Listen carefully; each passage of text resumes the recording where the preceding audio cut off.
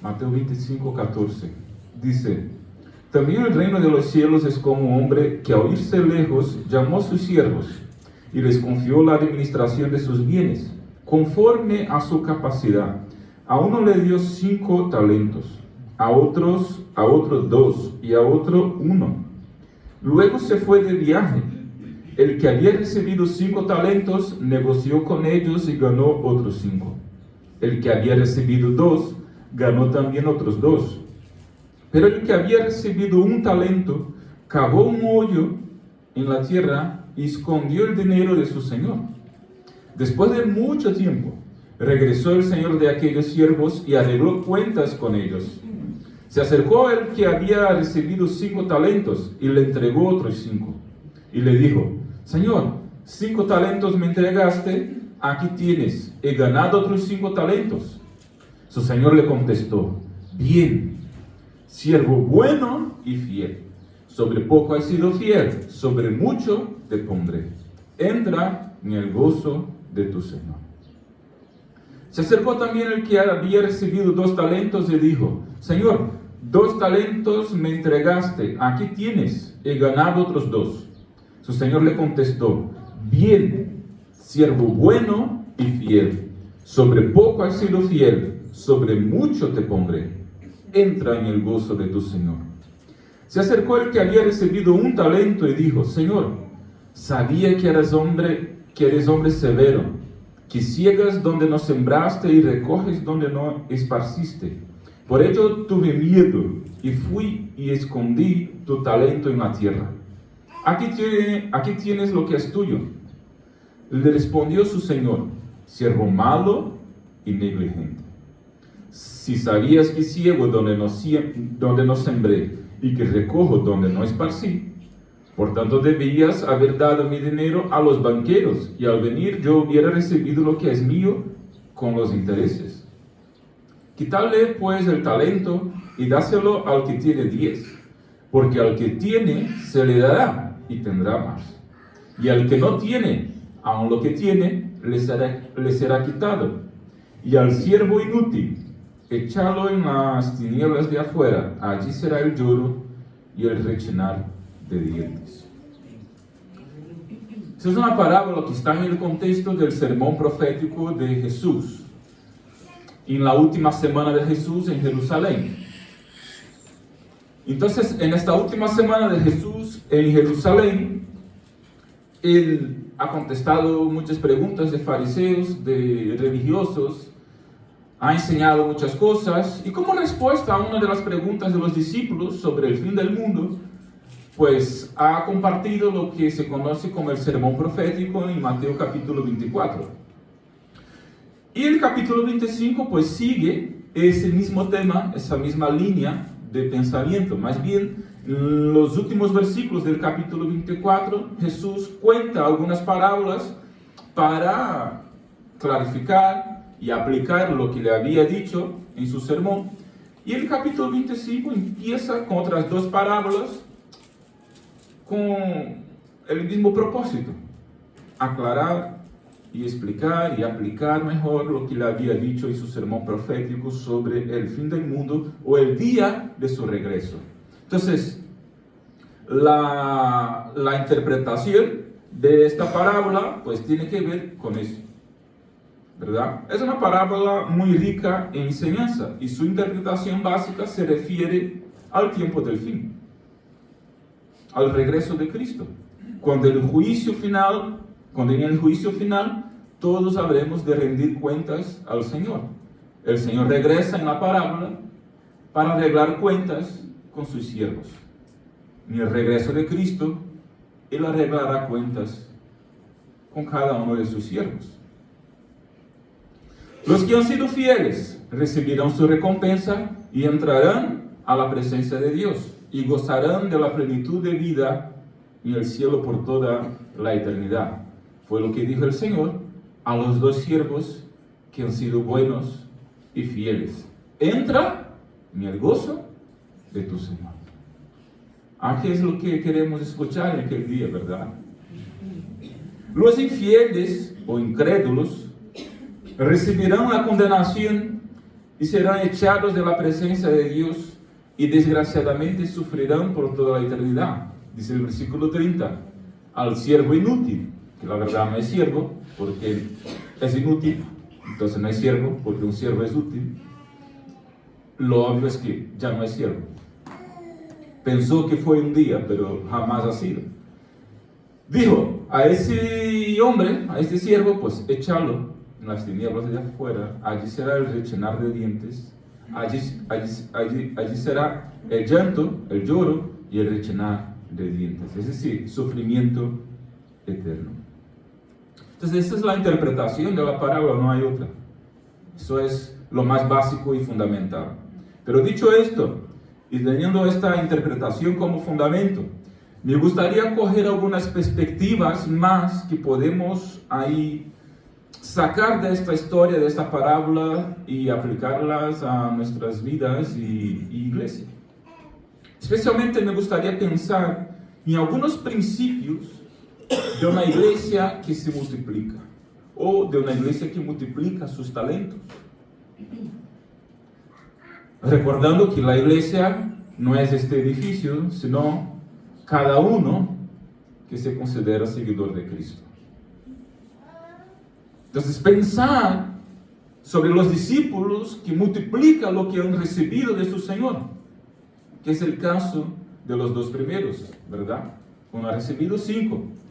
¿Y qué ha hecho? Pues se ha multiplicado. Ha entregado 10 talentos a su Señor. Otro ha recibido 2 talentos y ha entregado 4 talentos. Así que ha multiplicado lo que han multiplicado lo que han recibido del Señor. Talento era una cantidad en dinero bastante elevada en aquel entonces, ¿no? Entonces aquí, talento aquí es dinero, no es algo que una capacidad, pero podemos aplicar el talento aquí como algo que recibimos, lo que los siervos del Señor reciben de parte del Señor. Así que tenemos ahí mucho que aprender con esta parábola. Podemos pensar en el Señor de la parábola como siendo Jesús y los siervos como siendo sus seguidores. Y podemos aprender mucho identificándonos con Jesús y en otros momentos identificándonos con los siervos, porque somos siervos de Jesús, pero también tenemos a Jesús como nuestro modelo.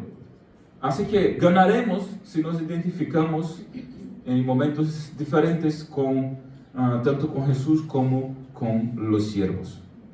Y lo primero que quiero hacer es desmistificar un poco el concepto de resultados, o la palabra resultado, en el contexto de una iglesia, en el contexto evangélico, ¿no? En ocasiones parece que es pecado hablar de resultados y esperar resultados, frutos. ¿Por qué? Bueno, si espera resultados, si espera frutos en un banco. Los bancos tienen metas, las empresas tienen metas, tienen que vender una cierta cantidad para tener ganancia al final, y eso es el resultado que quieren. Entonces, parece que cuando hablamos de resultado en el contexto evangélico de una iglesia, parece que estamos pecando, porque al fin de cuentas realmente no somos un banco, no somos una empresa y no somos nada de esto. Pero igual, aquí vemos en la parábola que Jesús está hablando de resultados. Un líder, en la parábola, un hombre invierte en la vida de sus siervos y luego espera resultados, frutos. De hecho, después de un tiempo, viene a pedir cuentas de su inversión. El Señor ha invertido, pasó el tiempo y viene a pedir cuentas de su inversión. Quería ver los resultados, ¿qué habían hecho? El que no enseñó nada a Jesús, pues le vino muy mal. Los que se han multiplicado han recibido elogio de parte del Señor. Un líder invierte en sus discípulos y espera multiplicación. Jesús está hablando directamente a sus discípulos aquí, porque la pregunta sobre el fin del mundo vino de los discípulos. Todo el capítulo 24 y todo el capítulo 25 es una palabra directa de Jesús a los discípulos, a sus seguidores. Entonces, les está dejando claro que cuando vuelvan el fin del mundo, espera ver, mis hermanos, frutos, resultados. Jesús espera multiplicación, porque el creyente no existe solo para recibir. Al final de todos, fijaros, seremos evaluados por lo que habiendo recibido, hemos multiplicado. ¿Os habéis dado cuenta? Que al fin del todo, nuestra evaluación tiene que ver, como discípulos, si lo que hemos recibido de parte del Señor lo hemos multiplicado. Es decir, el Señor nos preguntará, ¿dónde están los frutos? ¿Dónde están los resultados? ¿Qué intereses? Porque el que no ha multiplicado, el que recibió un talento, la pregunta de Jesús, el consejo de Jesús al final fue, al menos, como mínimo, debería haber puesto lo que te he dado en el banco para que cuando yo volviera, recibiera con intereses. Para que tuviera yo alguna ganancia. Así que, seamos claritos. El Señor viene y quiere saber qué ganancias, qué intereses, qué resultados, qué frutos hemos dado. Eso es lo que hay. Así que tenemos que aprender a hablar de frutos, de resultados. Y esperar que un creyente, que un discípulo, que una iglesia se multiplique.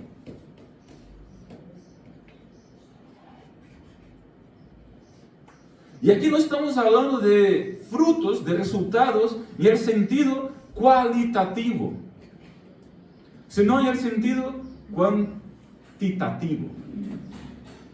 Porque aquí el Señor está hablando de cantidad y no de cualidad. Cualidad tiene que ver con los frutos del Espíritu, pero los frutos que aquí estamos tratando son personas. Porque Jesús dijo, id y hacer discípulos. Es un mandamiento, es una comisión. Así que tenemos que hacer discípulos. Y eso es cantidad. Así que hermanos, pues de eso vamos hoy. ¿Estáis preparados? Principios para una iglesia o para discípulos que multiplica sus talentos. Primero, capacidad. Versículo 15, que dice, conforme a su capacidad, a uno le dio 5, a otro 2 y a otro 1. Todos han recibido conforme a su capacidad. Cantidades diferentes. Es verdad. Pero todos han recibido algo. Nadie se quedó sin al menos un talento. Así que aquí tenemos el primer principio. Todo lo que se dice seguidor de Cristo, todo lo que se dice discípulo de Cristo, todo lo que se llama creyente, tiene capacidad. Pastor, pero yo no sé mucho. Pero yo no tengo mucha experiencia. Pero yo no sé hablar muy bien. Todos tienen alguna capacidad. A lo mejor tú no tienes 5 talentos, pero al menos uno has recibido. Entonces esto es lo primero. Todos han recibido capacidades. Unos más, otros menos. Pero todos han recibido. Ya luego hablaremos de lo que significa unos recibir más y otros menos. Pero de primero, todos han recibido. Así que todos tienen potencial para hacer algo en el reino. Y todos tienen la obligación de multiplicar lo que han recibido. En el reino de Dios no debe haber calientasillas. ¿Sabe lo que es calientasillas? Un día estaba en una escuela bíblica en Brasil, no aquí, eso no pasa aquí. Un día estaba en una escuela bíblica en Brasil y el hombre estaba hablando, ¿no? Yo estaba sentado aprendiendo y el pastor estaba hablando, no era en mi iglesia, y el pastor estaba hablando y él estaba diciendo, no, que unos han recibido don de esto, otros han recibido don de aquello, otros han recibido don de aquello otro, y otros han recibido el don de estar sentado en la silla. Y yo escuché aquello y digo, para mí mismo, porque no voy a afrontar al pastor, obviamente, en su clase, eso, yo no soy así. Entonces, pero dentro de mí, yo pensé, pero bueno, ¿qué dice este hombre? ¿Que dónde sentar en una silla para estar escuchando? Como si fuera importante simplemente el número de personas que hay ahí sentadas. Eso no existe. Mejor dicho, eso existe desgraciadamente, pero no debería existir si uno se llama realmente discípulo o seguidor de Jesús. Así, un hacedor de discípulos es alguien que cree en el potencial que Dios ha dado a las personas. Todos tienen potencial, todos tienen capacidad. A veces mucha, a veces poca, pero algo tienen. Entonces, un hacedor de discípulos es alguien que ve y acredita que todos pueden hacer algo y pueden multiplicarse en otros. Y un buen discípulo de Cristo es aquel que sabe y cree que algo ha recibido de Dios. Si mucho o poco, da igual. Se esfuerza para multiplicar lo que ha recibido en la vida de otros. Así que, una vez más, el reino de Dios no es lugar para calentar sillas. Y por favor, menos aquí en Cava, ¿no? Y Lucena. En ese sentido, por ejemplo, formar parte de una célula ayuda mucho. Porque allí cada uno puede desarrollar sus dones, sus talentos, sus capacidades y multiplicarse en otros. Y relacionarse en la comunidad para multiplicarse en otros. Porque aquí estamos hablando de hacer discípulos. Multiplicar aquí, Jesús no está interesado en dinero. La parábola se llama parábola de los talentos porque en la historia los elementos que se utilizan es dinero, es talento. Talento aquí es una moneda, pero obviamente el Señor no está interesado en el dinero. Eso es simplemente una metáfora, una historia para enseñarnos que debemos multiplicar lo que hemos recibido. Así que la salvación que hemos recibido, que es lo más grande, por la gracia de Dios, es lo que tenemos que multiplicar en la vida de los demás. Obviamente no salvamos a las personas, pero predicamos, compartimos, hacemos discípulos. Es lo que Jesús nos ha comisionado. Y hacer discípulos. Entonces aquí estamos hablando de esto. De multiplicarse en la vida de los otros, haciendo discípulos. Vale, ese es el primer principio. Segundo, singularidad. Versículo 15 también. A cada uno dio conforme a su capacidad. Todos tienen capacidad, pero han recibido según su particularidad. Versículos 5, 2 y 1. Perdona. 5 talentos, 2 talentos y 1 talento. En ese sentido, queridos hermanos, es un error tratar a todos de manera igual. Ahora, eso es un shock en la cabeza de algunos, ¿no? Porque el mundo nos bombardea con que todos somos iguales. Pero yo estoy diciendo a vosotros que es un error, según la parábola nos cuenta, tratar a todos de manera igual. ¿Qué dices, pastor? Sí. Es un error tratar a todos de manera igual y esperar de todos los mismos resultados o los mismos frutos. No somos iguales, somos personas distintas y tenemos capacidades distintas. Así que, y el sentido de valor, todos somos seres humanos iguales delante del Señor, obviamente, ¿no? En ese sentido, de acuerdo. Todos tenemos, como seres humanos, pues, un valor igual al Señor. En ese sentido no hay acepción de personas, lo que dice las Escrituras. Pero en otro sentido, somos personas distintas unas de las otras. Basta mirar uno al otro, la cara uno del otro, y ya verás que eres distinto al otro, ¿no? Primero, tenemos edades diferentes, tenemos sexos diferentes, tenemos fuerzas físicas diferentes y capacidades, talentos diferentes. Así que, y en lo que respecta a lo espiritual, tenemos de parte del Señor dones diferentes y vocaciones diferentes. Así que es un error tratar a todos de manera igual y esperar, sobre todo, resultados iguales. Dios ha dado 5 a uno, 2 a otro y 1 a otro, y no esperaba el mismo resultado de los 3. Yo quiero deciros que no espero el mismo resultado de cada uno de vosotros como pastor de esta iglesia. Sí espero el resultado de todos, pero no los mismos. Así que esto es importante de considerar.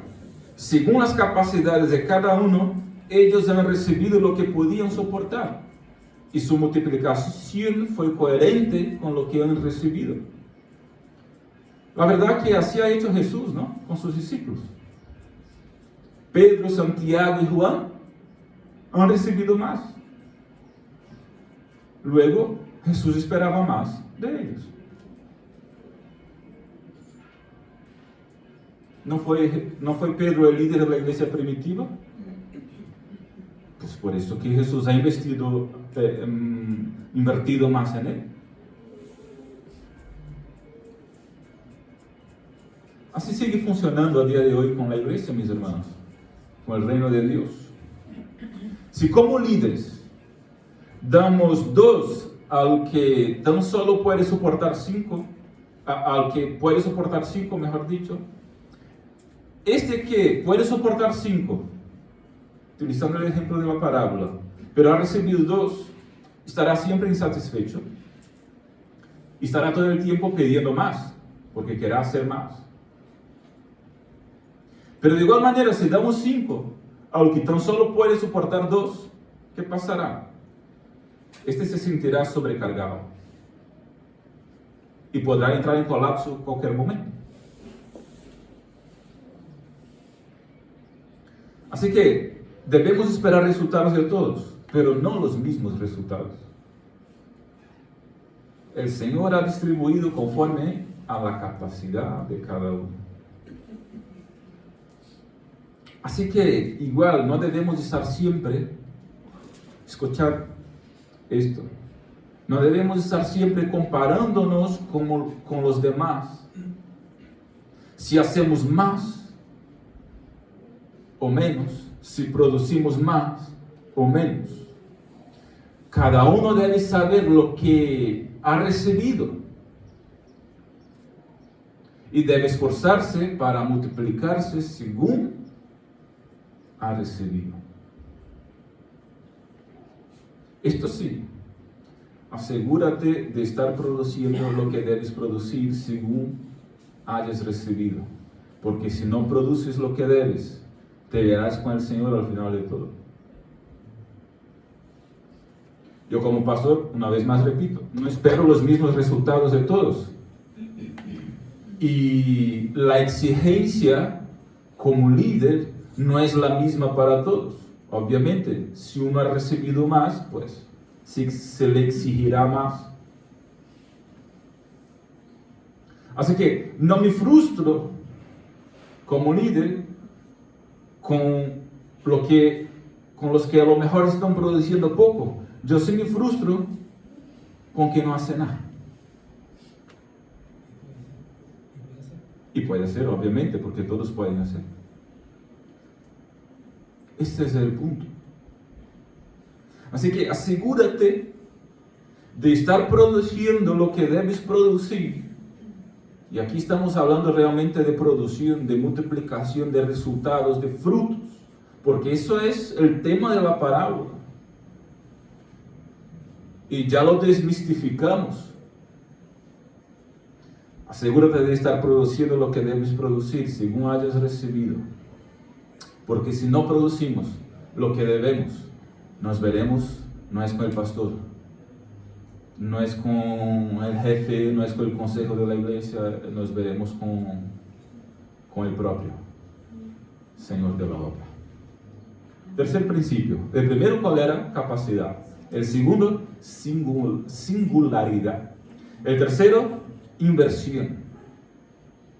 El Señor confió y dio talentos a sus discípulos. Versículo 14 y 15.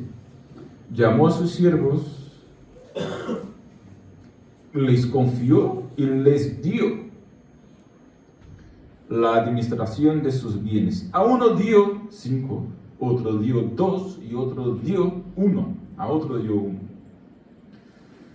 Para obtener resultados es necesario invertir. Aquí nos estamos comparando con el Señor. El Señor dio, entregó sus talentos. Esta es la ley, mis hermanos. Antes de cosechar hay que sembrar. Y si cosecha lo que se siembra. Discipular requiere inversión. Inversión en personas. Hacer discípulos no es salir por la calle un día y hablar al primero que Jesús ha muerto y ha resucitado y quiere salvar su vida. Pues vale, eso está bien, se está compartiendo la palabra, la persona puede escuchar o no, vale. Pero esto en sí no es hacer discípulos, esto es compartir una palabra. Genial, evangelizar. Hacer discípulos no es entregar un folleto.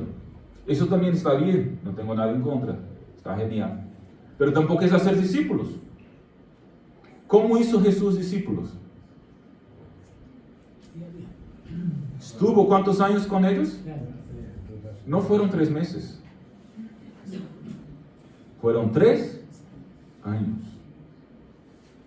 Así que Jesús, antes de pedir resultados, invirtió 3 años de su vida en sus vidas. Todo su ministerio estuvo invertido en sus vidas.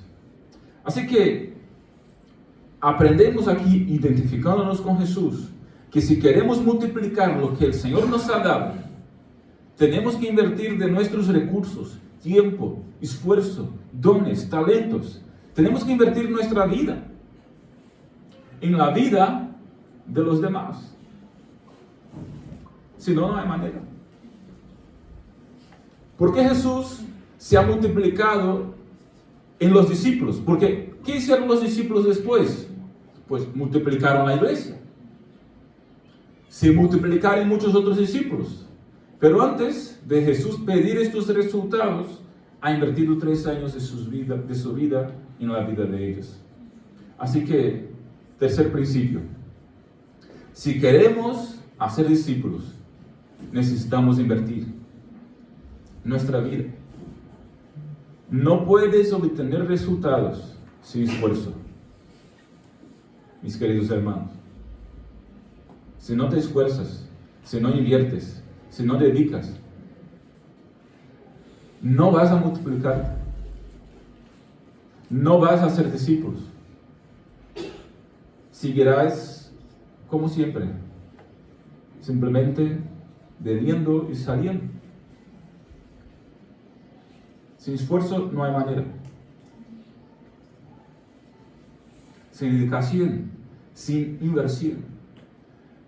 Nadie va al banco pidiendo intereses después de 5 años si no tiene allí dinero invertido, ¿verdad?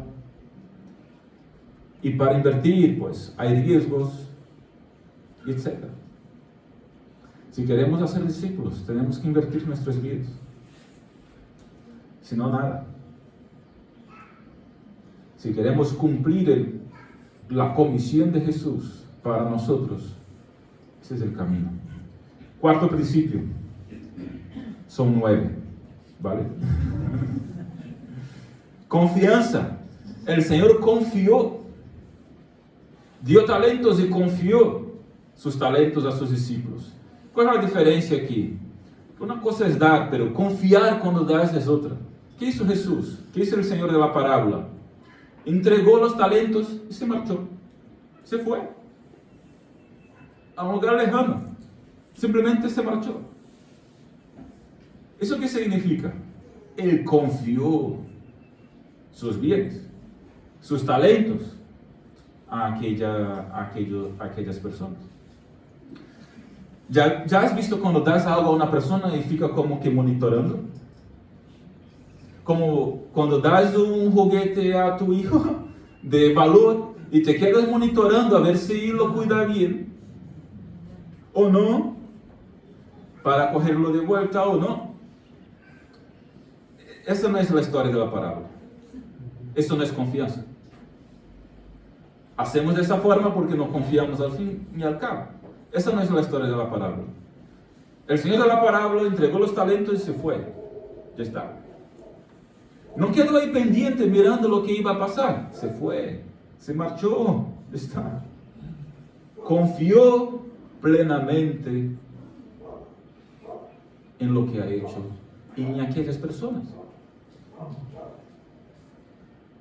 Después, eso sí, iba a pedir cuentas, pero de momento confía plenamente. Da los talentos, delega responsabilidades, confía que sus siervos pueden cuidar y trabajar con lo que han recibido y así multiplicar lo que les ha dado. Esto es delegar autoridad. Es confiar. En mi visión de ministerio, mis hermanos, y forma de liderar, este es un principio fundamental.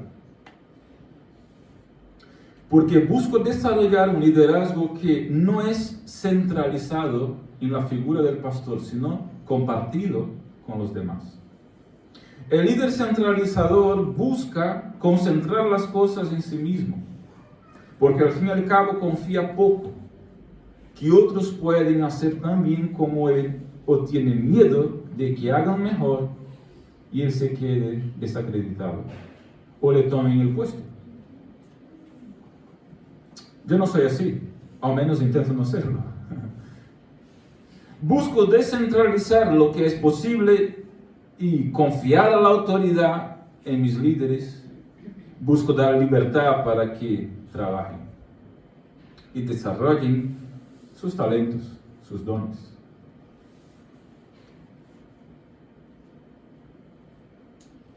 Esto lo hago con los diferentes ministerios, pero principalmente esta es nuestra forma de trabajar con las células. Por eso tengo líderes de célula. Este es el eje central del funcionamiento de nuestra iglesia. Preparamos los líderes de célula, confío a ellos el liderazgo de estas células, de estos grupos, de estas personas, el pastoreo de estas personas. Y ya está. Seguimos supervisando y alimentando y cuidando, pero confío que están haciendo bien. Ya después, cuando vamos al siguiente principio, ya después, si no va bien, pues tomamos las medidas. Pero si levantamos un líder, tenemos que confiar en él. Y yo confío. Y creo que todos pueden ser líderes, porque todos tienen capacidad. Ya veremos, unos más, otros menos. Y según estos más y menos, el Señor va mostrando. Y espero tener sensibilidad y discernimiento junto con los líderes que ya hay, pues para ir levantando otros líderes, porque este es el proceso. Así la iglesia se multiplica. ¿Estamos? Este es el cuarto principio, confianza. Frutificación, quinto principio. En la historia, el Señor confía y da sus talentos a sus siervos y se marcha. Fijaros, no hay un discurso, no hay un sermón, no hay cualquier orientación sobre lo que ellos deberían hacer con estos talentos, ¿verdad? ¿Por qué? Después vuelve pidiendo cuentas, pero no da, al menos en la historia, ninguna orientación. Pienso que es porque ellos ya deberían saber que eso era lo que se esperaba de ellos. Que el Señor ya venía hablando de esto y ellos debían saber que deberían multiplicar lo recibido. Además, fructificar y multiplicarse es el proceso natural. Es la naturaleza obvia del reino. La primera cosa que el hombre ha escuchado de Dios, ¿sabéis cuál fue? Las dos primeras palabras que el hombre ha escuchado de parte de Dios: fructificar y multiplicaros. Ahí tenemos. Fructificar y multiplicaros. Las dos primeras palabras que el hombre, luego de ser creado, ha escuchado del propio Dios, son dos verbos. Imperativo. Fructificar y multiplicaros. Sigue siendo lo mismo. En la parábola lo vemos. Fructificar y multiplicaros. Génesis capítulo 1, versículo 28. El Señor esperaba que sus siervos multiplicaran lo que habían recibido. El Señor espera que nosotros nos multipliquemos en la vida de otras personas y nos pedirá cuentas de nuestros frutos. Y aquí no estamos hablando una vez más de los frutos del Espíritu, estamos hablando de manera cuantitativa. Los frutos del Espíritu es otro tema muy importante, pero no estamos en él ahora mismo. Ahora mismo estamos hablando de frutos en personas, de hacer discípulos, de cumplir la comisión de Cristo. En la parábola el Señor pidió cuentas de sus siervos en términos de cantidad. ¿Cuánto habían multiplicado? No esperaba la misma cantidad de todos, una vez más, pero sí esperaba algo de todos ellos. Y el que no ha enseñado nada ha recibido juicio y fue echado. Sexto principio, tiempo. Versículo 19. Después de mucho tiempo, regresó el Señor de aquellos siervos y arregló cuenta con ellos. La multiplicación no es magia. La multiplicación no es magia. Fructificar en el reino, hacer discípulos, exige trabajo, esfuerzo, oración, perseverancia, etcétera, etcétera, etcétera. Conlleva tiempo.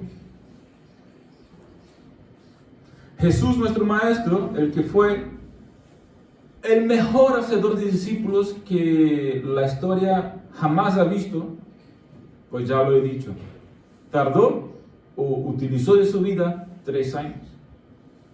Conlleva tiempo. No lo hacemos de la noche a la mañana. Evangelizar hacemos en un momento, pero hacer discípulos,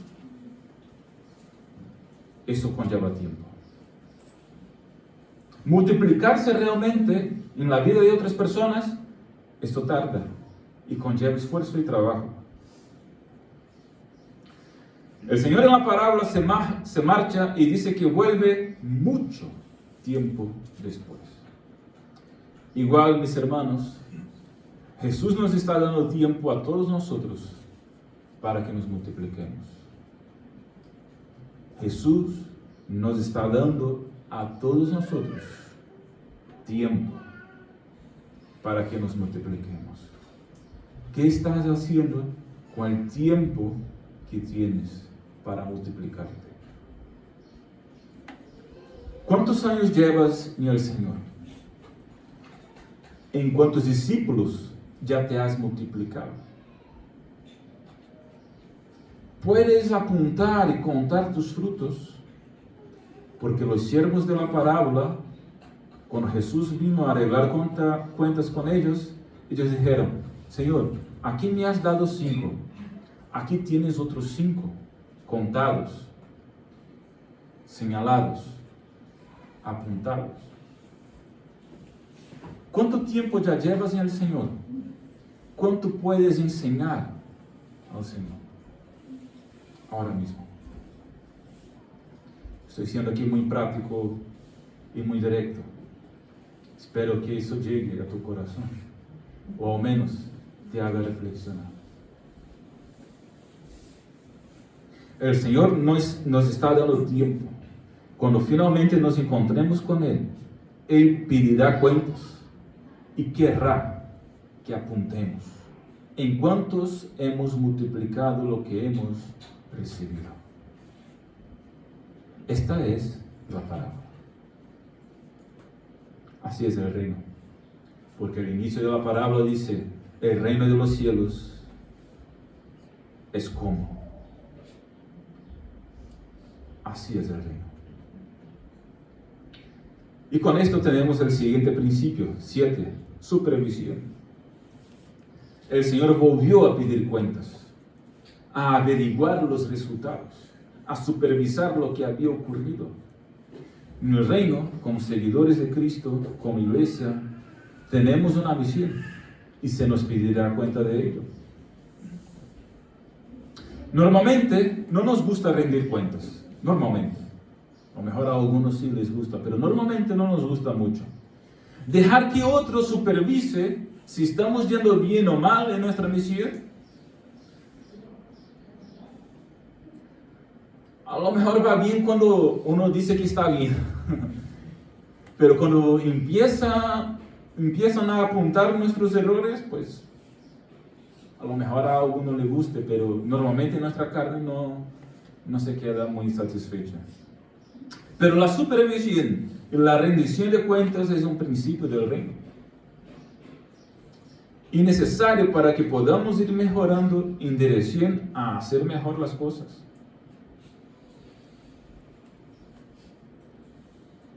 Por eso, por ejemplo, busco reunirme con los líderes de celda, donde hablamos cómo van nuestros grupos y cómo podemos mejorarlos y cómo podemos cumplir nuestra misión de ir multiplicándonos. ¿Por qué? Porque rendición de cuentas es un principio del reino. Yo tengo que hacerlo, mis líderes tienen que hacerlo. Todos nosotros lo haremos delante del Señor. Por eso estoy hablando aquí del ejemplo mío y de mis líderes, pero esta es una tarea de todos nosotros. Todos que somos discípulos de Cristo rendiremos cuentas delante de Él, de lo que hemos recibido y de lo que estamos o no multiplicando. 8. Reconocimiento. Versículos 21 y 23.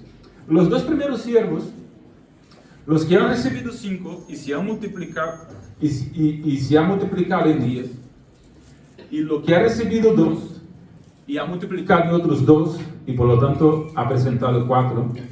Estos dos primeros, en el versículo 21 y el 23, ¿qué dice el Señor de estos dos siervos? ¡Qué bien! ¡Wow!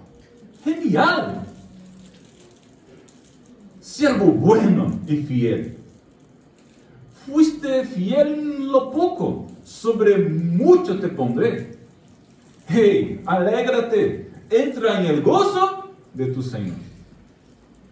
El Señor se quedó feliz. ¡Wow! ¡Qué bien! Esta es la expresión, ¿no? ¡Bien! ¡Genial!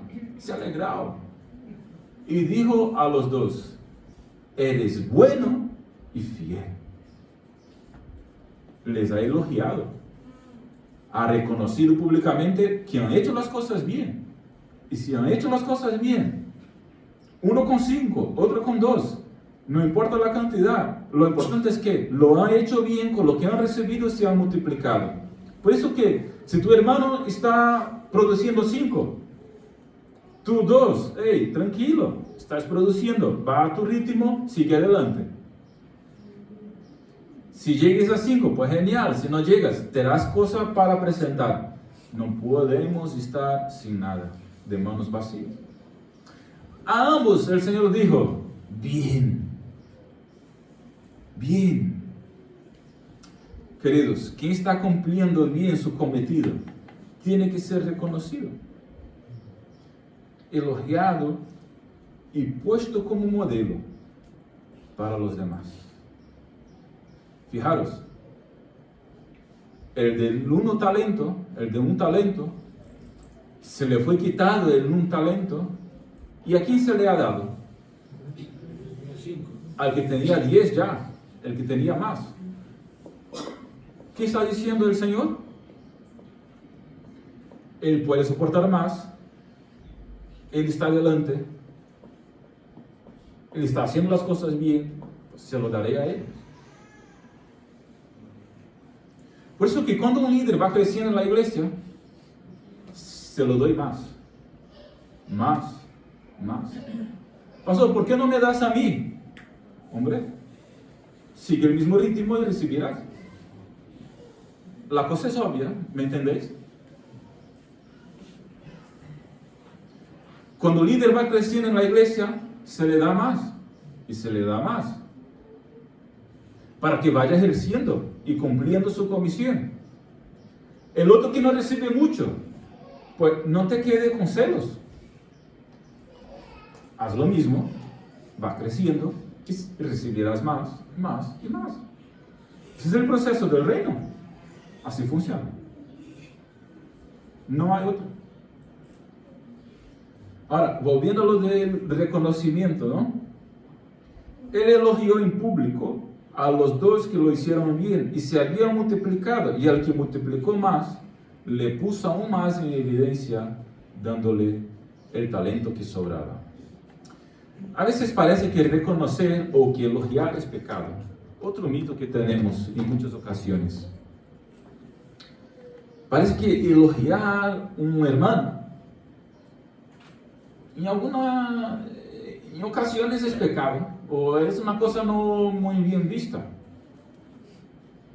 Debemos huir un poco de esta mentalidad. Eso porque quizá ya sí haya visto mucha gente elogiar a otros mientras arma una trampa por detrás. ¿Me explico? Pero eso no tiene por qué ser así. Podemos hacer las cosas bien y elogiar de verdad, como reconocimiento verdadero. A veces también hay un poco de corte para no elogiar al otro, para no inflar demasiado el ego del otro, ¿no? Como que para no inflar su orgullo. Porque leemos en las Escrituras que la soberbia es el principio de la caída, ¿verdad? Y muchas veces pues no quiere elogiar al hermano porque vaya que se quede soberbio y se caiga. Pero la verdad, dijo Pablo, a quien honra, honra. Y Jesús dijo a esos 2 siervos, sois buenos, sois fieles, qué bien, lo habéis hecho genial. Así que Jesús no está promoviendo una competición o cualquier cosa del tipo. Tampoco nosotros lo hacemos. No es nuestra intención para nada. Somos todos cooperadores de Dios y uno de los otros, buscando el avance del reino. Pero Jesús elogia y recompensa más los que han multiplicado más. Eso es un hecho. Y es lo que queremos hacer. Reconocer y poner más en evidencia quién multiplica más.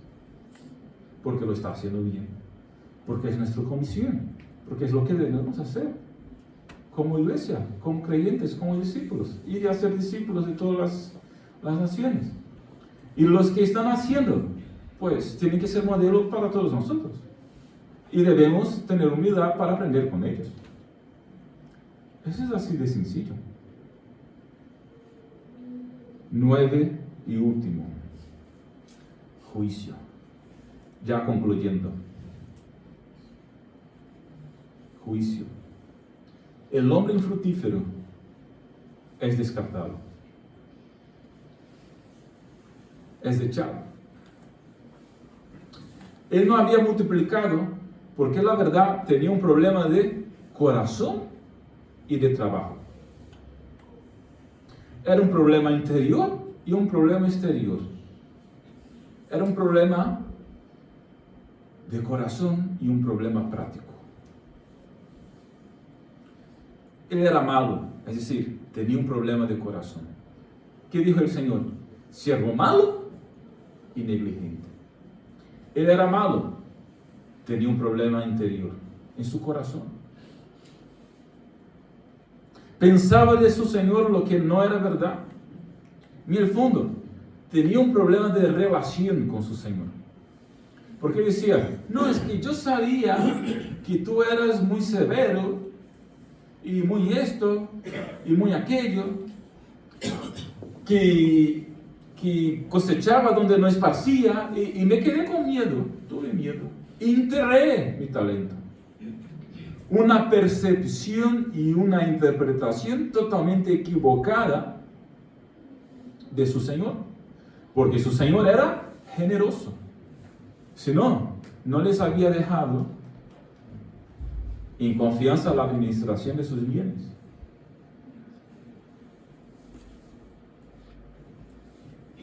De todas formas, tenía un problema de relación con su Señor porque tenía más miedo de Él que otra cosa.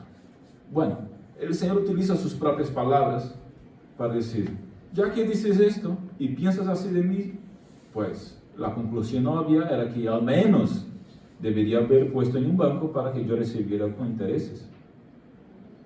Pero no has hecho nada. Eres malo y eres negligente. Tienes un problema de trabajo, no has hecho nada. Tienes un problema práctico, no has hecho nada. Eres negligente. No has hecho lo que deberías haber hecho. Te he dado una comisión, te he dado un trabajo, te he dado algo para hacer. No lo has hecho. Eres negligente. Sal de delante mía. El siervo negligente es echado. El que enterró su talento recibido de Dios y no se multiplicó, fue echado de la presencia de Dios y condenado en el día final al sufrimiento eterno. Termino. Dios espera de nosotros frutos, resultados, multiplicación. ¿Cuántos años tienes en el Señor? ¿Cuántos años te piensas como un seguidor de Cristo? ¿Cuántos discípulos tienes para presentarle a Él cuando Él te pida cuentas? Pastor, ninguno. Ahora mismo estoy pensando y no me viene nadie a la mente, es que no tengo ninguno. Entonces, pues, corre, date prisa. ¿Qué te diré? Anda, muévete. Corre a multiplicar lo más pronto, porque Él aún nos está dando tiempo para ello. Ya cuando estemos delante de Él, ya no habrá más tiempo. Este es tu tiempo. Este es nuestro tiempo. Si ves que no estás produciendo lo que debes producir, si no estás multiplicando lo que debes multiplicar, corre. Anda. No seas negligente. No seas malo. El siervo malo y negligente es echado de su presencia. Muévete a ser bueno y fiel, para que cuando te vea tu Señor diga, ¡wow! ¡Qué guay! ¡Qué bien! ¡Genial! Sarai, estupendo. Lo has hecho de maravilla. Venga, a gozarse ahora. Ya has trabajado mucho. Juan, Manolo,